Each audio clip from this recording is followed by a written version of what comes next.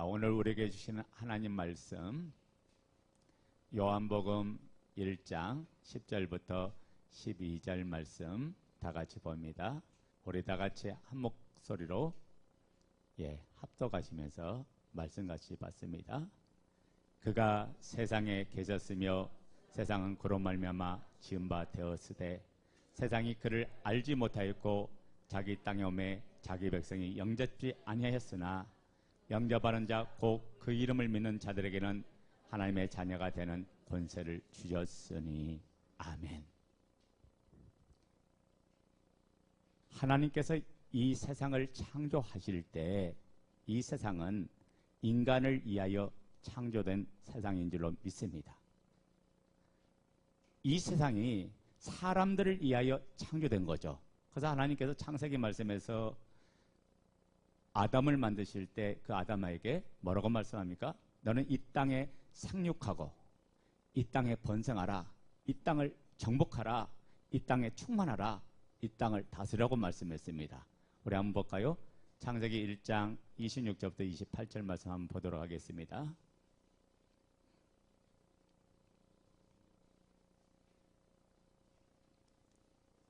우리 창세기 1장 26절부터 28절 말씀.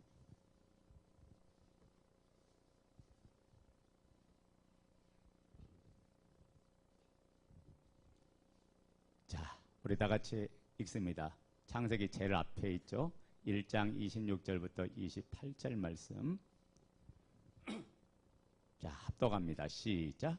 하나님이 가라사대 우리의 형상을 따라 우리의 모양대로 우리가 사람을 만들고 그로 바다의 고기와 공중의 새와 육축과 온 땅과 땅에 기는 모든 것을 다스리게 하자 하시고 하나님이 자기 형상 곧 하나님의 형상대로 사람을 창조하시되 남자와 여자를 창조하시고 하나님이 그들에게 복을 주시며 그들에게 이르시되 생육하고 번성하여 땅에 충만하라, 땅을 정복하라, 바다의 고기와 공중의 새와 땅에 움직이는 모든 생물을 다스리라 하시니라. 아멘. 자, 보세요. 그러니까 원래 하나님께서 이 세상을 만드시고 이 세상을 창조하실 때 이 세상은 누구를 위해서 창조했다고요? 사람들을 위해서 창조했죠. 그러고 나서 하나님께서 첫사람인 이 아담에게 언약을 하나 맺습니다. 어떤 언약을 맺냐면 하나님께서 먼저 오늘 지금 5가지 축복을 주죠. 너는 이 땅에서 생육하고 번성하고 충만하고 정복하고 다스리라. 세상을 너가 다스려 가라. 이렇게 명령하면서 하나님께서 딱 하나님께서 언약을 하나 맺습니다. 어떤 언약을 맺냐면 근데 아담아, 에덴 동산에 있는 중앙에 있는 나무의 실과는 먹지 말라. 이 나무의 실과를 먹으면 너가 정령 죽으리라. 우리 그것도 한번 찾아볼까요? 2장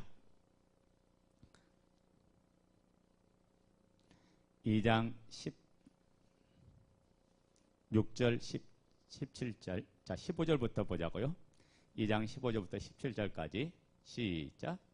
여호와 하나님이 그 사람을 이끌어 에덴 동산에 두사 그것을 다스리며 지키게 하시고 여호와 하나님이 그 사람에게 명하여 가라사대 동산 각종 나무의 실과는 너가 임으로 먹되 선악을 알게 하는 나무의 실과는 먹지 말라. 너가 먹는 날에는 정령 죽으리라 하시니라. 아멘. 자, 보세요. 모든 것을 다 주신 하나님께서 인간에게 딱 하나만 금한 거예요. 그 하나가 뭐죠? 선악을 아는 나무의 실과를 먹지 말라고 했어요. 자, 봐요. 선악을 아는 나무의 실과는 인간 자체에게 필요하지 않아요. 원래 필요하지 않는 거예요. 왜 그렇습니까? 선악을 아는 나무의 실과는 바로 뭘 같아지냐? 너는 피조물이고 나는 너의 하나님이야. 내가 너의 창조주고 너는 나의 피조물이란다. 그 경계로 준 것이 선악을 아는 나무 실과거든요. 다시 말하면 이 선악을 통해서 아담은 하나님을 만나는 거고 하나님을 경험하는 거고 하나님을 인격적으로 존경하고 사랑하고 이 관계를 맺는 거죠.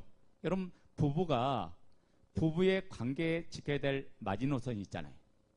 부부의 관계에 지켜야 될 그 선을 넘어뜨리면 그때부터 부부관계는 깨어지는 거예요. 마찬가지예요. 하나님과 인간과의 관계가 있는데 그 관계는 선악을 아는 나무의 실과를 두고 하나님께서 말씀하셨다고요. 다시 말하면 이런 거야. 아담아, 너는 하나님이 아니고 너는 바로 나의 피조물이란다. 내가 너에게 이 세상을 모든 걸 다스릴 수 있는 권세를 주었고 세상을 정복하고 세상에 충만하고 세상에 번성하고 세상을 다스려가는 권세를 주었지만은 너는 나의 아들이란다. 나의 피조물이란다. 하나님 이걸 이야기하는 거야. 그러니까 너가 이 땅을 다스리는 모든 권세가 누구로부터 왔다? 하나님께로부터 왔다는 이 언약을 하나님이 주셨는데 아담이 그 언약을 잘 지켜갈 때는 문제가 없었던 거죠. 그래서 에덴 동산은 모든 것들을 다스리면서 아담의 각 동물의 속성을 따라 아담이 모든 동물의 이름을 지었고 그리고 그 에덴 동산에서 모든 걸 누리면서 삶을 살았는데 어느 날 갑자기 뱀이 와서 아담을 미혹합니다. 뭐라고 미혹합니까? 그 내용이 창세기 3장이죠. 우리 한번 그것도 보자고요. 한 장 더 넘겨서 3장. 자, 1절부터 한번 보자고요. 우리 스토리를 한번 성경에서 확인해 보자고요. 3장 1절부터 시작. 여호와 하나님의 지으신 들짐승 중에 뱀이 가장 강교하더라. 뱀이 여자에게 물어 가로되 하나님이 참으로 너희더러 동산 모든 나무의 실과를 먹지 말라 하시더냐. 여자가 뱀에게 말하되 동산 나무의 실과를 우리가 먹을 수 있으나 동산 중앙에 있는 나무의 실과는 하나님의 말씀에 너희는 먹지도 말고 만지지도 말라 너희가 죽을까 하노라 하셨느니라. 뱀이 여자에게 이르되 너희가 결코 죽지 아니하라. 5절 시작. 너희가 그것을 먹는 날에는 너희 눈이 밝아 하나님과 같이 되어 선악을 알 줄을 하나님이 아심이라. 자, 뭐예요? 하나님의 절대적인 명령은 아담아 너 마음대로 모든 걸 다 하는데 에덴 동산 중앙에 있는 나무의 실과는 먹지 마라. 선악을 아는 나무의 실과 이 선악과는 먹지 말라라고 하는데 오늘날 뱀이 와서 아담을 유혹한 거죠. 뭐라고 말합니까? 아담아 이 선악을 아는 나무의 실과를 먹지 말라고 하는 이유는 너가 하나님처럼 될까 봐 하나님 먹지 말라고 한 거야 라고 했던 거예요. 자 보세요. 하나님은 너와 나의 절대적인 관계는 바로 이 언약을 지키면서 이루어지는 관계란다. 하나님 그 말씀했는데 지금 뱀은 뭐라고 이야기하면 너가 선악을 아는 나무의 실과를 하나님 먹지 못하게 한 이유는 너에게 선악을 아는 나무의 실과를 먹지 못하게 한 이유는 너가 하나님처럼 될까 봐 먹지 말라고 한 거야 라고 뱀이 유혹했거든요. 그러니까 잡아요. 아담이 하나님의 말씀을 청정하고 순종할 때는 모든 삶이 아담의 다스림 속에 있었다고요. 아멘 됩니까? 하나님께서 이 절대적인 권세를 줬잖아요. 5대 권세를 주었어요. 그러니까 모든 환경, 모든 물질, 모든 세상을 다스리는 특권이 아담에게 있었던 거예요. 그런데 그 뱀이 와서 유혹하니까 아담이 그래? 내가 이거 먹으면 하나님 될 수가 있다고? 내가 선악을 아는 나무의 실과를 먹으면 창조주가 될 수 있다고? 그 생각이 들어오니까 그 생각을 들어오도록 누가 자꾸 부추겼어요? 뱀이 부추겼죠. 이 뱀이 부추겼는데 이 뱀이란 존재가 누군가 보자고요. 요한계시록 12장. 우리 성경 제일 마지막 요한계시록 12장을 한번 보자고요. 뱀이 누군가 한번 보자고요.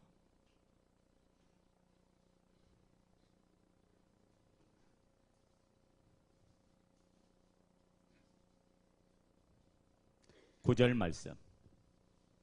자, 하늘에서 전쟁이 벌어지는데 그 타락한 천사장과 그의 졸개들, 그러니까 그 영적인 그 존재들과 이제 미카엘 하나님의 천사들과 전쟁이 벌어지는데 이 뱀이 하늘에 있다가 원래 이 땅에 쫓김받은 거거든요.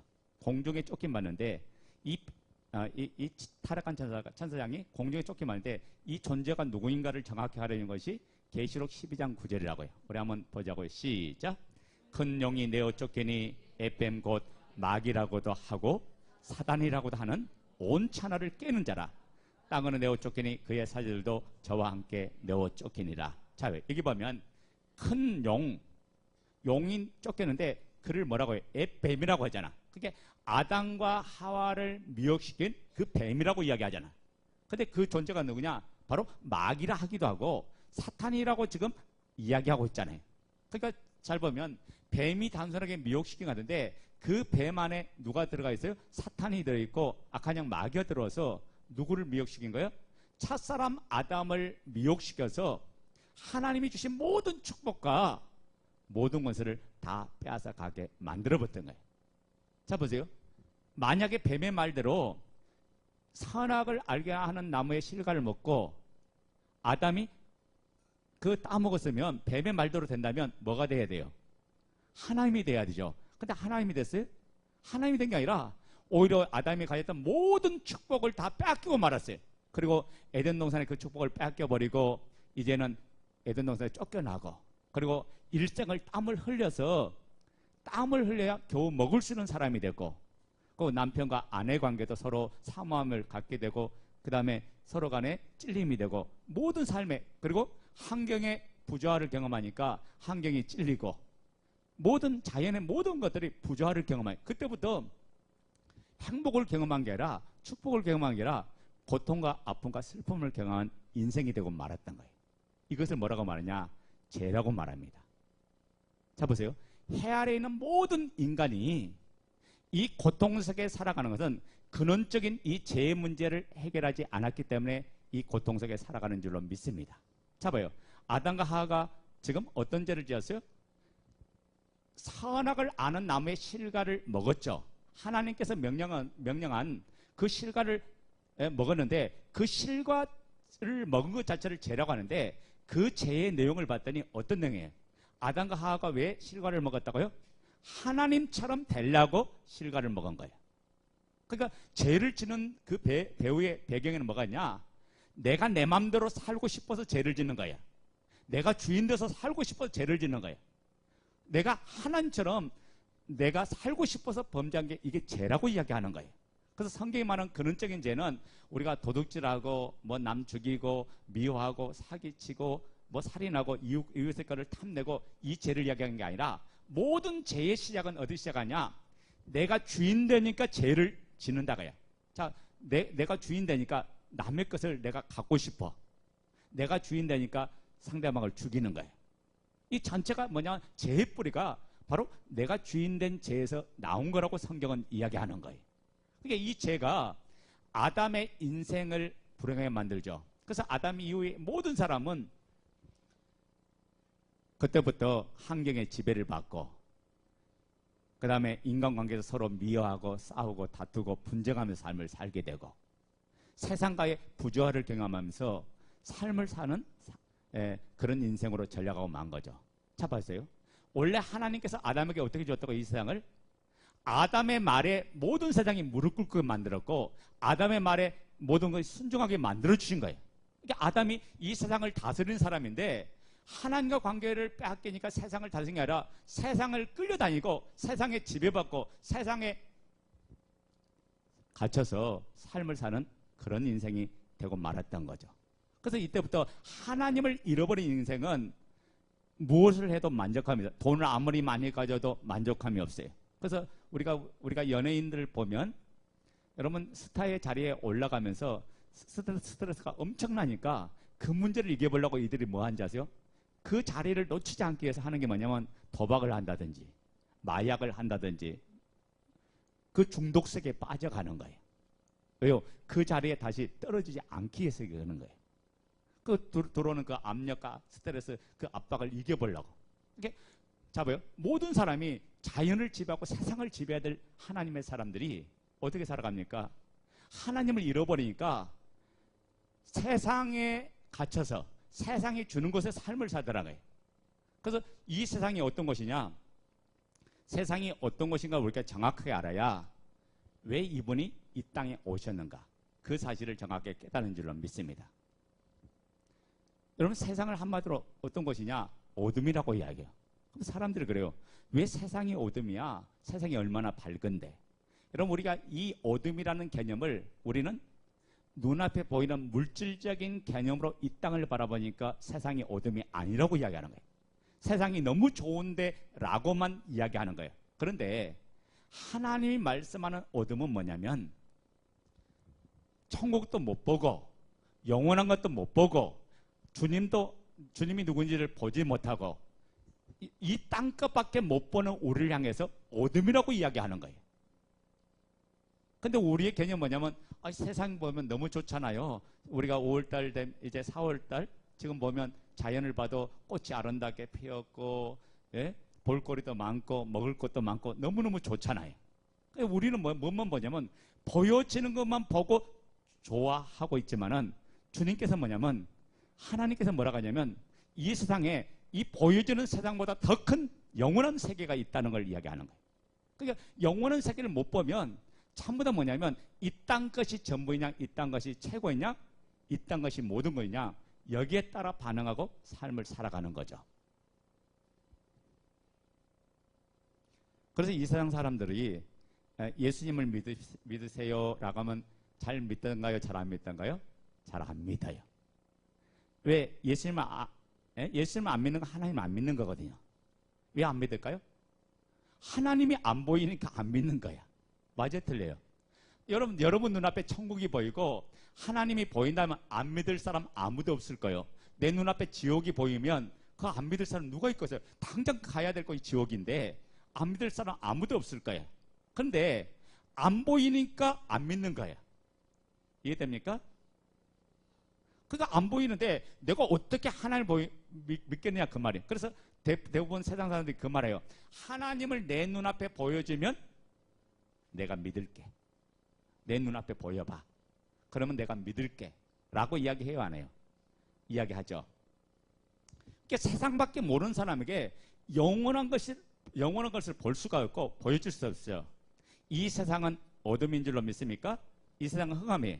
그러니까 이 세상에서 영적인 세계가 안 보이는 게 당연해요. 그리고 우리가 이제 복음을 증가하다 보면 복음을 증가하는 대상에는 경관진이 있습니다. 이게 무슨 말일까요? 이 사람들은 한마디로 뭐냐면 우리하고 달라요, 구조가. 어떤 구조냐? 세상밖에 모르고 우리는 세상 너머에 또 다른 하나님의 나라가 있다는 걸 아는 사람이에요. 그러니까 대하는 것이 우리는 세상 너머의 나라도 가는데 안 믿는, 아직 예수님을 믿지 않은 사람은 세상 너머에 나라가 있다는 걸 모르는 상황이잖아요. 그래서 모든 기준이 뭐냐면 내가 아는 경험한 지식과 내가 가진 그 지식으로 하나님의 나라를 이해하고 받아들이려고 한다. 그러니까 안 믿어지는 거예요. 더 근원적으로 얘기할까요? 이 땅에 있는 사람이 왜 예수를 안 믿는지 아세요? 세상이 어둠이란 것을 전혀 알지 못하니까. 어둠이라는 자체를 인지하지 못하고 있어요. 오늘 요한복음 1장에도 하나님이 빛으로 왔는데 세상 사람이 알아요, 몰라요? 사람들이 그분을 알아봐요, 못 알아봐요? 아무도 그분을 알아보지 못하더라요. 그런데 영접하는 자, 곧 그 이름을 믿는 자들에게는 누구의 자녀가 되는 권세를 준다? 하나님의 자녀가 되는 권세를 주겠다 이야기하잖아요. 그러니까 잘 봐요. 이 세상이 어둠인가를 인지가 딱 되면 그때부터 이야기는 끝나는 거야. 게임은 끝나게. 하나님이 진짜 살아계신 분이고 이분이 누구인가가 정확하게 확정만 되면 끝나요, 안 끝나요? 끝나는 거예요. 자 봐요. 제가 좀 더 쉽게 이야기할게.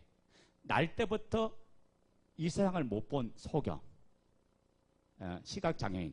이 시각장애인에게 여러분 빨간색을 아무리 설명해봐. 이해가 될까 안 될까? 빨간색을 아무리 논리적으로 과학적으로 화학적으로 빨간색을 열심히 설명해도 그 사람은 이해를 못해요. 우리는 봤으니까 이해. 맞아, 틀려요? 우리는 봤으니까 이게 빨간색이야 그러면 그거 다 받아들여. 그런데 시각장애인에게는 아무리 빨간색을 이야기해도 이해가 잘 안 되는 거예요. 코끼리를 이야기해보세요. 코끼리 다리를 잡고 이게 코끼리인 줄 알아. 아무리 이야기를 해도 이해가 안 되는 거예요. 그런데 그 사람은 딱 하나예요. 보면 끝나는 거예요. 아멘 됩니까? 진짜 눈을 뜨고 보면 끝나는 거예요. 하나님께서 모든 사람에게 이분이 하나님이신 믿을 만한 증거를 주셨어요.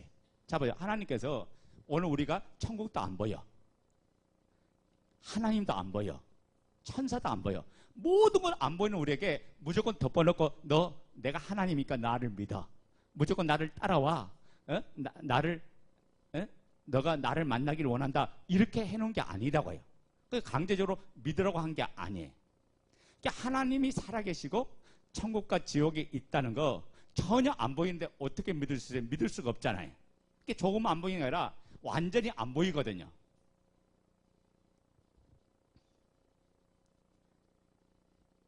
그러니까 우리가 복음을 전하다면 우리가 그러잖아요. 이사야 7장 14절에 처녀가 아들을 낳을 것이다.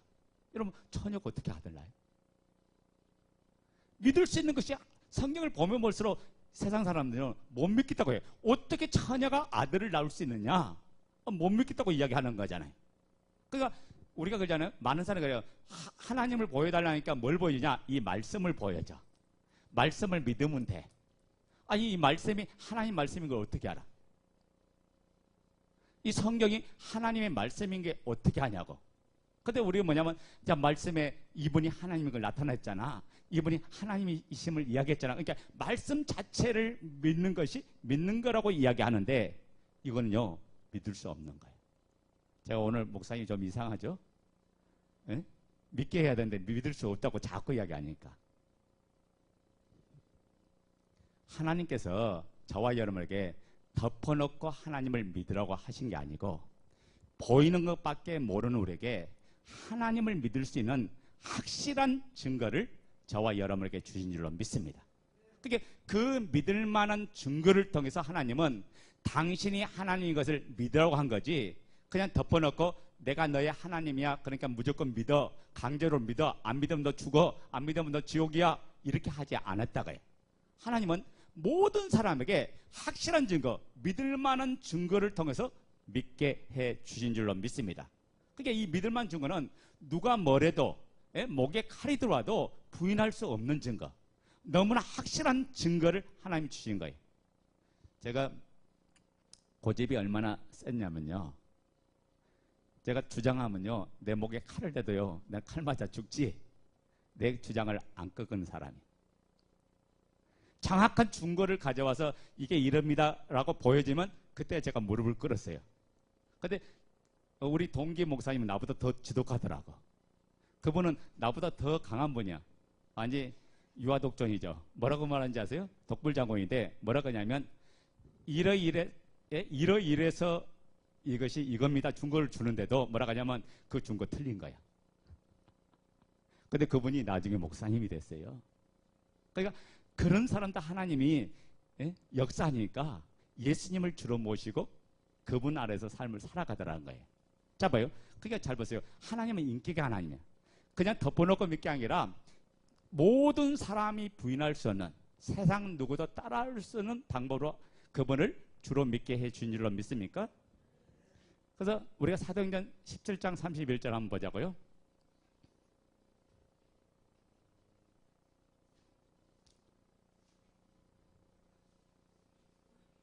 사도행전 17장 31절.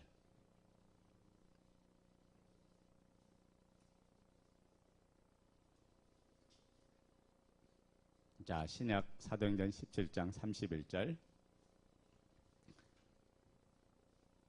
자, 읽어요. 시작.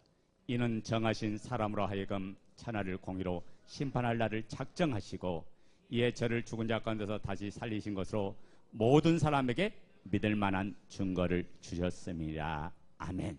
자, 하나님께서 그냥 믿으라는 게 아니라 믿을 만한 증거를 통해서, 그 증거를 통해서 그 증거가 확실하면, 그 증거가 사실이면 너는 나를 믿어라. 하나님께서는 인격적으로 모든 사람에게 믿을 만한 증거를 주신 줄로 믿습니다. 그러니까 여러분이 이 증거를 통해서 그 예수를 나의 주 나의 하나님으로 믿어야 될 줄로 믿습니다. 우리 한번 영상을 하나 보도록 할까요?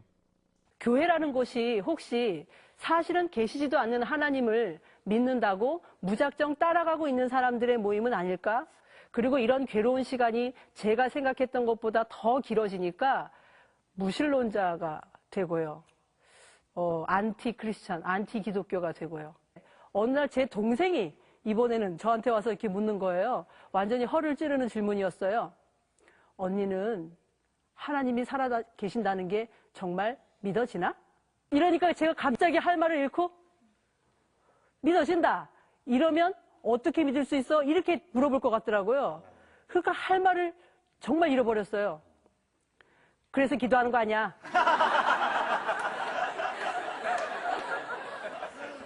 제가 그렇게 대답을 해놓고는 제가 깜짝 놀란 거예요.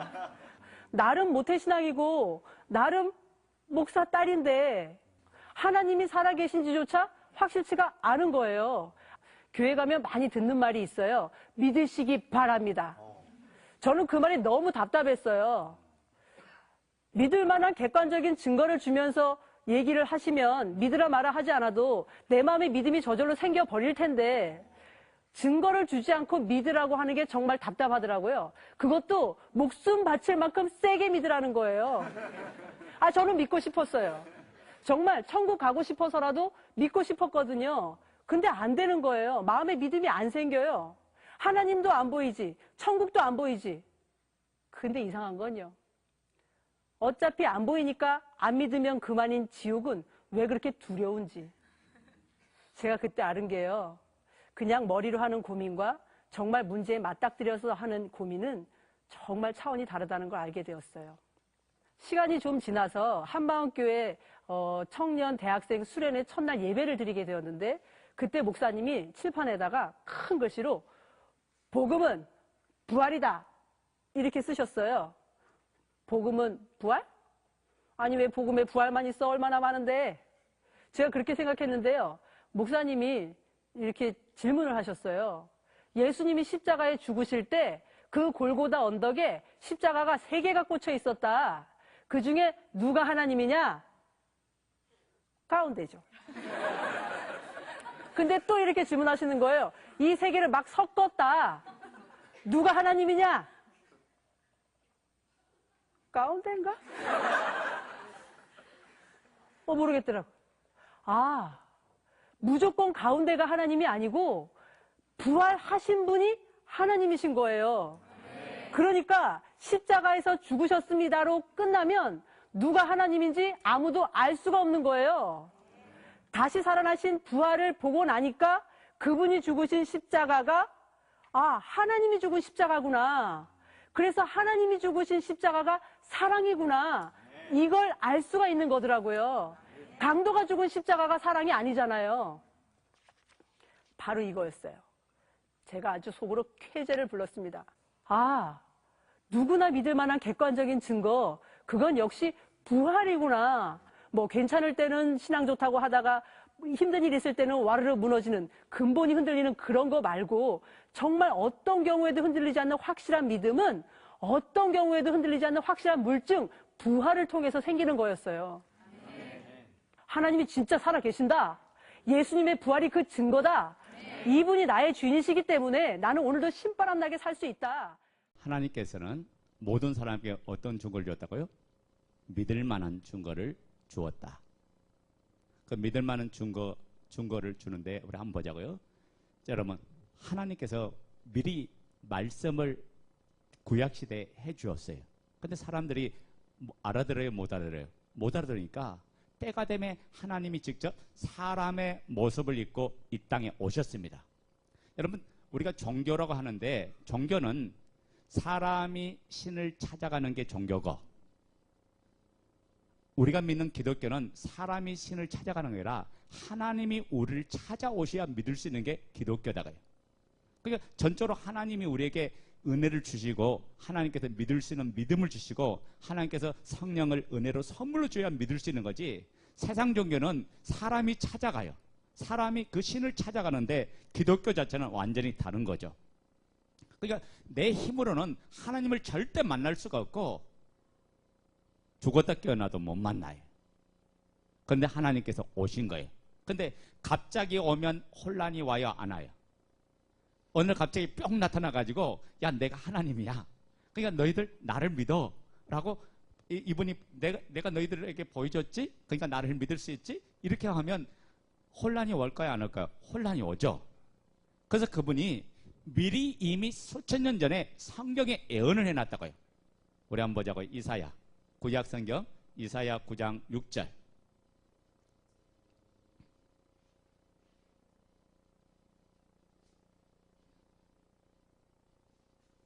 몇 페이지죠?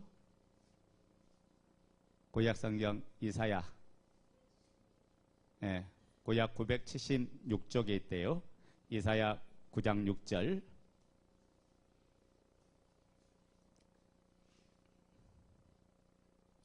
(976쪽) 자, 우리 한번 읽어요. 시작. 이는 한 아기가 우리에게 낳고 한 아들을 우리에게 주신 바 되었는데 그 어깨는 정사를 메었고 그 이름은 기모자라 모사라 전능하신 하나님이라 영존하신 아버지라 평강의 왕이라 할 것입니다. 아멘. 자, 예수님 오시기 전 700년 전 사람인 이사야를 통해서 뭐라고 예언하면 한 아기가 왔는데 한 아기가 태어났는데 그 아들을 우리에게 주인받았는데 그 어깨는 정사를 메었고 그 이름은 기모자라 모사라 전능하신 하나님이라 영존하신 아버지라 평강의 왕이라 할 것이다. 기모자란 말은 원더풀의 영어로 말하면 그분이 행하신 것이 놀랍다는 거예요. 그리고 모사란 말은 영어로 말하면 카운셀러, 그분이 상담자란 말이에요. 그분이 이로자가 되고 격려자가 되고 그분을 만나는 사람마다 용기를 얻게 되고 힘을 얻는 상담자가 되고 그분은 누군가 했더니 전능하신 하나님이라고 얘기했어요. 또 이분은 영존하신 아버지고 영원히 존재하시는 아버지고 평강의 왕이라 하고 있어요. 그러니까 지금 예언하고 있습니다. 하나님이 사람 되어 올 것이다. 오는데 아기로 태어난다. 아들로 태어난다. 근데 그가 그냥 사람이 아니라 단순 사람이 아니라 하나님이 사람 되어 오시는 분이다. 그래서 어떻게 태어날 거냐? 이사야 조금 앞에 7장. 이사야 7장 14절 보자고.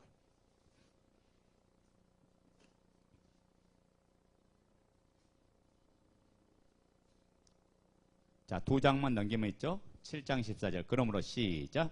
그러므로 주께서 친히 징조로 너에게 주실 것이라. 보라, 처녀가 잉태하여 아들을 낳을 것이요 그 이름은 임마누엘이라 하라. 미리 예언했어요. 그러니까 남녀의 관계로 태어난 게 아니라 하나님께서 여자의 배를 10달만 빌려서 처녀의 아들로 태어난다. 처녀란 말은 남자를 알지 못하는 그 상태를 이야기하죠. 이게 남자 없이 태어날 거다. 하나님이 처녀의 배를 통해서 태어날 거다. 그런데 그가 태어났는데 그분이 누구라고요? 전능하신 하나님이다. 영존하신 아버지다. 평강의 왕이다. 지금 그 이야기 하고 있잖아요. 그러니까 잘 보세요. 이게 예언인데 예언이 성취가 안 되면 예언으로 소용이 있어요, 없어요? 아무런 소용이 없어요. 이게 말씀이 말씀되기 위해서는 반드시 이 사건이 일어나야 된다고요. 아멘 됩니까? 이 사건이 그대로 성취가 돼야 돼요. 그때가 되면 이 말씀을 성취를 보자고요. 이제 신약 마태복음 1장 21절 마태복음 1장 보자고요. 21절 22절.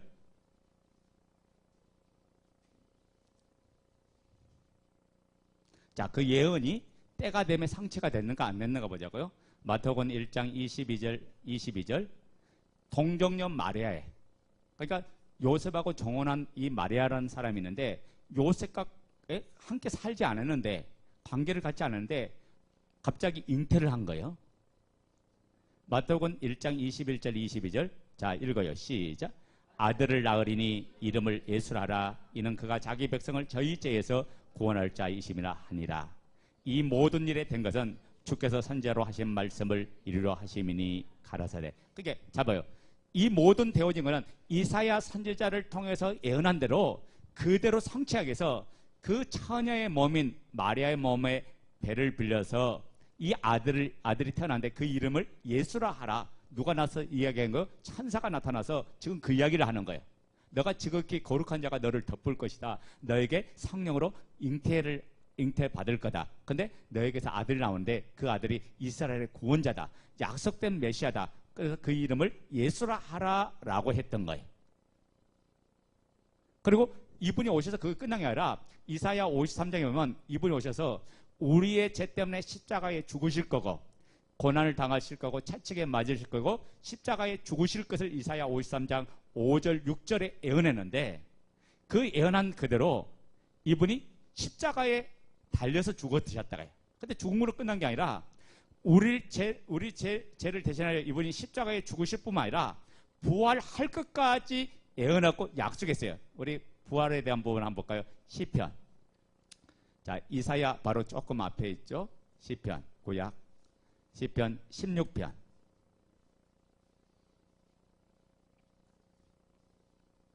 제가 신약하고 구약하고 번갈아서 짝을 찾아드릴게요. 자, 시편 16편 10절. 몇 페이지죠? 네? 811페이지. 자, 시편 16편 10절 말씀 다 같이 읽어요. 시작. 이는 내 영혼을 음부에 버리지 아니하시며 주의 거룩한 자로 썩지 않게 하실 것입니다. 이게 잡아요. 이분이 우리의 죄 때문에 십자가의 대속의 죽으심을 당하는데 죽음으로 끝난 게 아니라, 여러분, 죽은 사람은 썩어요, 안 썩어요? 썩잖아요. 썩지 않을 거다. 주의 거룩한 자는 썩임을 당치 않을 거다. 그리고 이 사람은 음부에 들어가지 않을 거다. 다시 살아날 것을 예언했다고요. 그래서 사도행전 이 내용을 보자고. 사도행전 2장 31절. 자, 신약성경 사도행전 마태, 마가, 누가, 요한, 사도행전, 그 다음에 나오죠. 사도행전 2장 31절.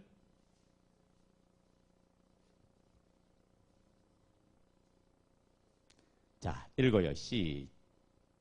자, 2장 27절. 27절 먼저 읽고 31절 읽자고요. 사도행전 2장 27절 먼저 읽어요. 시작. 이는 내 영혼을 음부에 버리지 아니하시며 주의 거룩한 자로 썩임을 당치 않게 하실 것입니다. 이 예언된 대로 31절 봐요. 31절 시작. 미리 보는 거로 그리스도의 부활하심을 말하되 저가 음부에 버림되지 않고 육신의 썩임을 당하지 아니하시라 하더니. 자, 봐요. 그러니까 사람들에게 하나님을 보여주고 나타내 주는데, 그냥 갑자기 오셔서 내가 하나님이야, 나를 본 사람 하나님 봤다라고 해주면 사람들이 알아보지를 못하잖아요. 그러니까 이분이 수천 년 전에 성경의 선지자를 통해서 이분이 오시는데 어디서 태어날 거고, 베들레헴에서 태어날 거고, 말구유에서 태어날 거고, 이분이 어디 지파를 통해서 올 거고, 어디를 통해서 올 거고, 아브람과 다윗의 자손 후손으로 오실 거고, 이분이 오셔서 어떤 일을 행할 거고, 오셔서 십자가에 죽으실 거고, 근데 죽음으로 끝나는 게 아니라 3일 만에 부활하실 거다. 그러면 이분은 누구란 말이에요? 하나님이란 말씀이에요. 그러니까 예언된 대로 이분이 오셔서 직접 오셔서 뭐라고 하냐면, 나를 본 사람은 아버지를 봤어. 나와 아버지는 하나야. 그래서 내가 많은 사람의 죄를 대속하려고 이 땅에 왔다. 내가 그래서 종의 모습으로 왔다. 이따 너희를 살려주려고 내가 너희의 죄를 지고 십자가에 죽을 거다 라고 이분이 말씀하셨고, 구약의 예언한 대로 그대로 말씀하셨고, 말씀한 이분이 뭐라고 말해요? 그런데 내가 죽은 지 3일 만에 부활할 거다, 내가 살아날 거다, 이 말씀을 했어요, 안 했어요? 이분이 하셨어요. 근데 그 당시에 제자들이 이 말씀을 믿었냐? 아무도 안 믿었어. 왜 안 믿었을까? 딱 하나예요. 아니, 사람이 죽으면, 한 번 죽으면 끝나는데 다시 살아난다고? 그것도 썩지 않은 몸으로 산다고? 그것도 썩지 않고 시들지 않고 새하지 않은 몸으로 살아난다고? 그러니까 이게 이해가 안 된 거예요. 그래서 예수님이 십자가에 달려 죽었을 때 제자들은 뭐가 있냐면, 죽음의 공포와 두려움 속에서 다락방에서 모여서 문을 꼭꼭 잠가놓고 거기서 벌벌 떨고 있었던 거거든요. 우리 한번 그 장면 보자고. 누가복음 24장 36절부터 40절 말씀. 자, 신약 누가복음, 마태, 마가, 누가복음 24장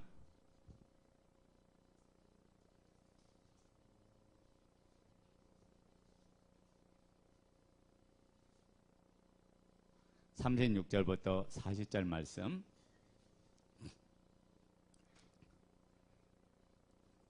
자,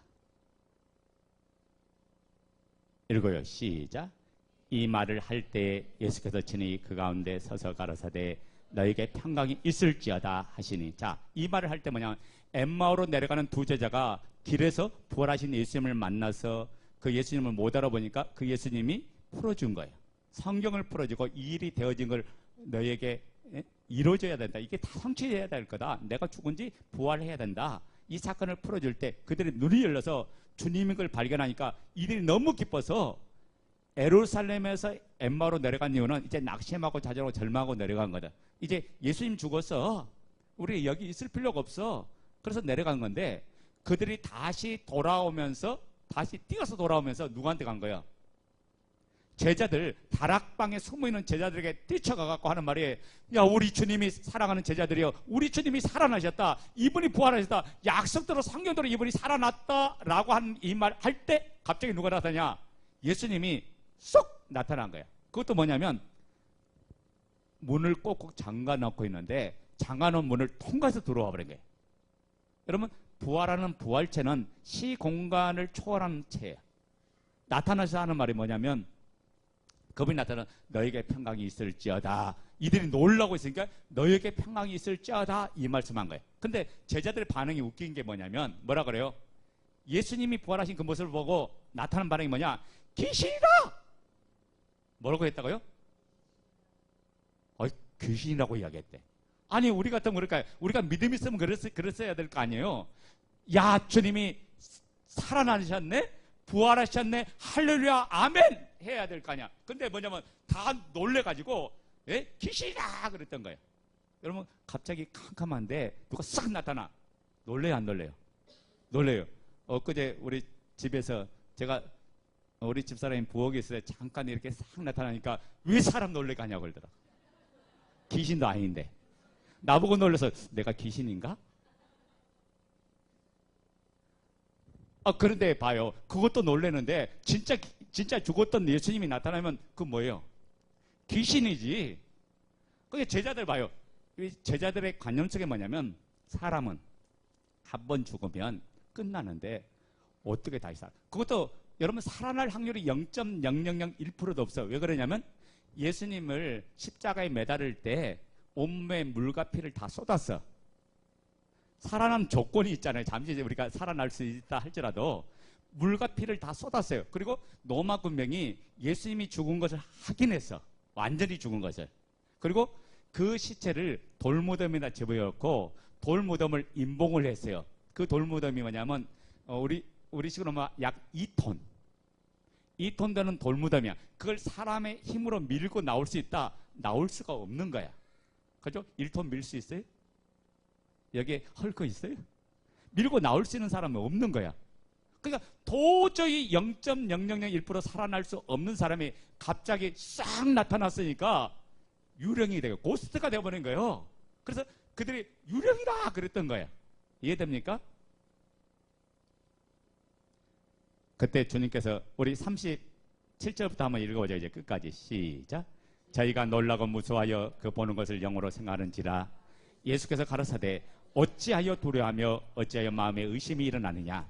내 손과 발을 보고 나인 줄 알라. 또 나를 만져보라. 영은 살고 뼈가 없으되 너희 보는 바와 같이 나는 있느니라. 이 말씀하시고 손과 발을 보이시나. 이게 잡아요.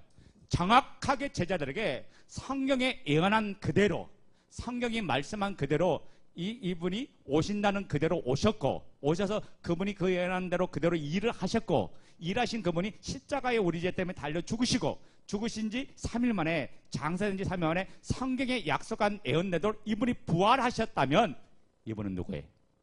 하나님이다. 그러니까 우리가 그냥 갑자기 나타나서 내가 하나님이야 말씀한 게 아니라 이미 수천 년 전에 이분이 사람 되어 온다고 약속했어요. 우리가 이 약속을 안 해주면 어떻게 알 수 있어요? 알 수가 없잖아요. 그러니까 이것이 역사다고요. 그래서 성경은, 구약은 이스라엘의 역사예요.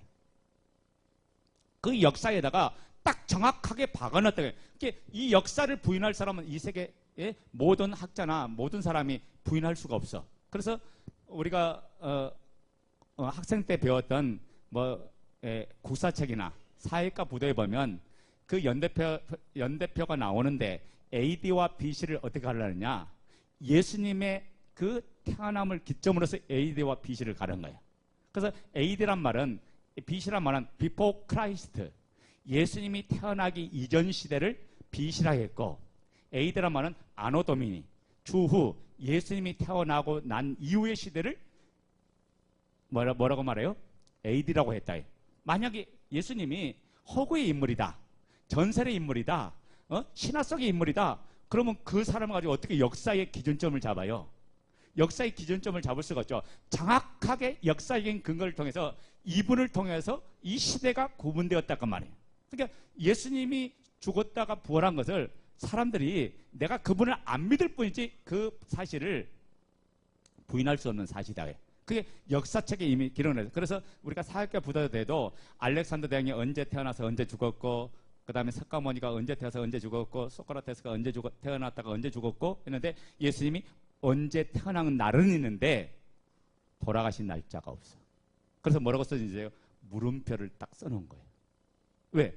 이분이 죽은 줄 알았는데 3일 만에 부활하셨거든. 그리고 그 당시에 제자들만 본 게 아니라 500명이 예수님의 부활 사건, 승천 사건을 봤거든. 그러니까 이 사실이 너무나 정확하니까 이것을 아니라고 할 수가 없어요. 만약에 제자들만 봤다면 자기들이 지어낸 거야. 짜는 거야. 그래서 그 당시에 그걸 못 믿는 사람이 예수님이 잠깐 기절했어. 기절설. 그 다음에 예수님의 시체를 훔쳐가서 도적설. 아니, 로마의 군명이 지키고 있고요. 돌무덤에 봉인까지 했는데 그 2톤을 밀어내려면 그냥 밀어낼 수 있어요? 그러면 당장 그 훔쳐가려면 들켜요, 안 들켜요? 들킬 수밖에 없죠. 그 무덤 자체는 우리가 생각하는 무덤은 뭐 땅을 파면 되지. 그렇게 하죠. 이스라엘 무덤은 돌무덤이야. 돌무덤. 그러니까 그렇게 팔 수 있는 무덤이 아니고 그 파다가 이미 다 썩어. 이해됩니까? 그러니까 이 모든 사건이 역사적으로 일어난 믿을 만한 증거를 통해서 우리에게 주신 사실이다. 그러니까 예수님의 부활은 역사적인 사실이에요. 그 사실을 통해 저와 여러분에게 믿을 만한 증거를 주신 줄로 믿습니다. 그래서 우리가 부활하신 예수님을 만났던 이 야고보라는 사람이 누구냐면 예수님의 동생이에요. 이 야고보가 뭐라 그러는지 아죠? 예수님이 오셔서 이 땅에 오셔서 야, 나를 봤으면 하나님 본 거야. 나와 하나님은 하나야. 내가 하나님의 아들이란다. 내가 아브라함이 있기 전부터 있었단다 하니까 이 야고보가 뭐라 그런지 아세요? 허허, 세상에 우리 형이 미쳤네? 형이 미쳤어요. 사람들에게 그렇게 이야기했던 거야. 아니, 자기하고 3년 동안 같이 밥 먹고 같이 한 집에서 살았는데 갑자기 화장실도 같이 다니고 같이 밥을 먹고 살았는데 갑자기 나서서 내가 하나님이야 하니까 동생이 믿을 수 있어? 믿을 수 없어. 그래서 우리 형이 미쳤다고 한 사람인데 부활하신 예수님을 만나고 나서 이 야고보가 뭐라고 하냐면 그렇게 고백했던 거예요. 야고보서 1장 1절에 하나님과 주 예수 그리스도의 종 야고보는 흩어져 있는 12지파의 문하노라. 그분 앞에 굴복하면서 나의 주 나의 하나님으로 고백할 수밖에 없었단 말이에요. 그게 정확하게 믿을만 증거를 보여주니까 이 야고보가 예수를 그때부터 하나님을 믿게 됐고, 그리고 이스라엘 초대교회가 세워질 때 최초의 순교자 감독이 누구였냐? 감독으로서는 최초의 순교자가 누구냐? 야고보였어요. 야고보가 이 예루살렘 교회 초대 목사였어요. 그래서 제일 먼저 복음을 위해서 죽었어요. 잡아요. 제자들의 삶을 보면 11명 나중에 이제 뽑은 제자까지 다 복음을 위해 살다가 전체가 다 순교하고 말았어요. 우리가 거짓을 위해서 죽을 사람이 누가 있어요? 가짜를 위해서 내 생명을 던질 수 있다. 그 사람이 가장 어리석은 사람이죠. 너무나 확실하고 정확하니까 그 본고 때문에 그 진리를 증거하기 위해서 그들은 자기 생명을 내던지고 그 예수님을 인정하고 예수님을 증거하고 예수님을 나타내는 줄로 믿습니다. 왜 그렇습니까? 예수님이 부활했다면 나도 그 믿는 자마다 그분이 그랬잖아요. 너도 부활한다. 너도 영원히 산다. 이 약속이 참이네. 그래서 그때부터 예수님의 부활이 확실하면, 이분의 믿을만 증거를 확실하면 이분이 하신 말씀이 하나님 말씀이구나, 이분이 하신 말씀이 진짜구나, 이 말씀을 믿을만 하구나, 우리가 그래서 믿는 거예요.